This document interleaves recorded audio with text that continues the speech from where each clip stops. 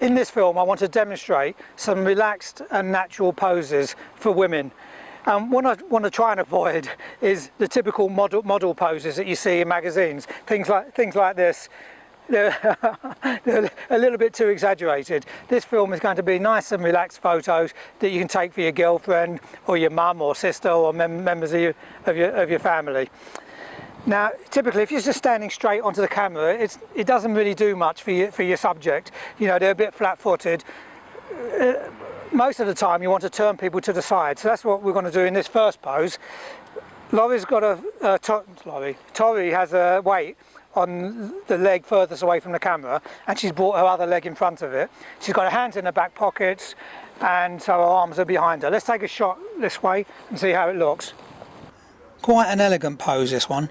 The hands in the back pockets throws the shoulders back and puts the bust out. Make sure that the front leg comes across the other one. A slight variation on that pose, standing in more or less the same position. Put one hand on the hip, and with the other hand, run the hand through the hair. I like to do that with my hair sometimes, but it doesn't quite have the same effect.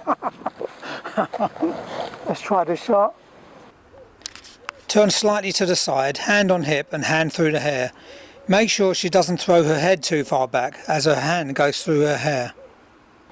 Right, in this next one, Tori's going to turn to the side a little bit, weight on the leg furthest away from the camera, and she's going to fold her arms. And so when a woman has a weight on the leg furthest away from the camera, they can exaggerate it a little bit if they want by pushing their bum back. Not quite as much as that.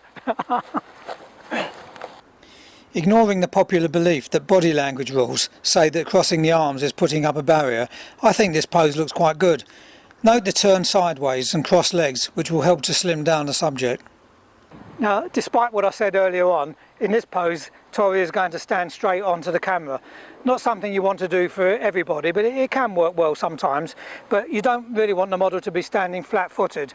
So she's put her hands in her pockets there. If you put your legs a little bit apart and then just move the hip over to one side, and then that creates a nice kind of what photographers call an S shape, especially if you just tilt your head that way. You can see it's made a nice kind of shape.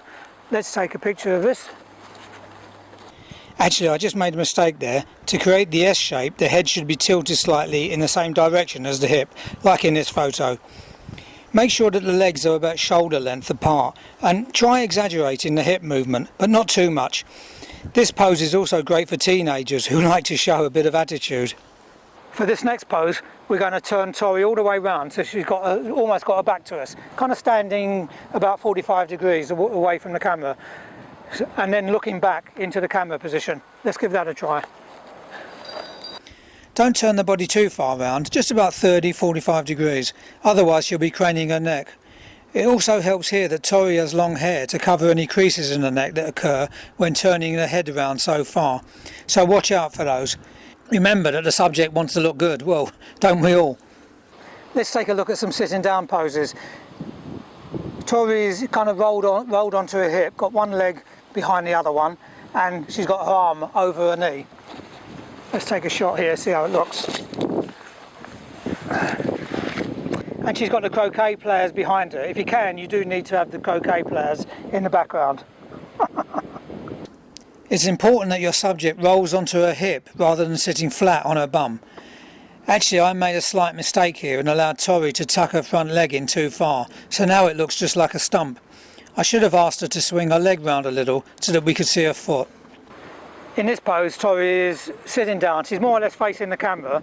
She's got one leg tucked behind her knee. She's going to bring the other leg up and put her arms around, and it's almost like giving herself a little cuddle. And I think it'll look better if you tilt your head to one side.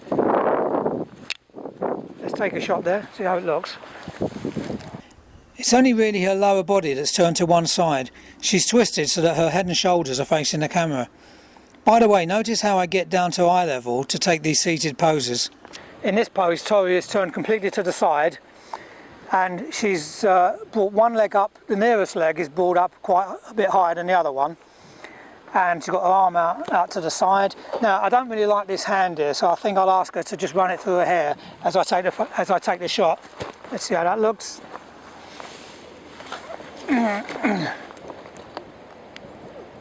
This pose definitely looks better if one leg is raised higher than the other.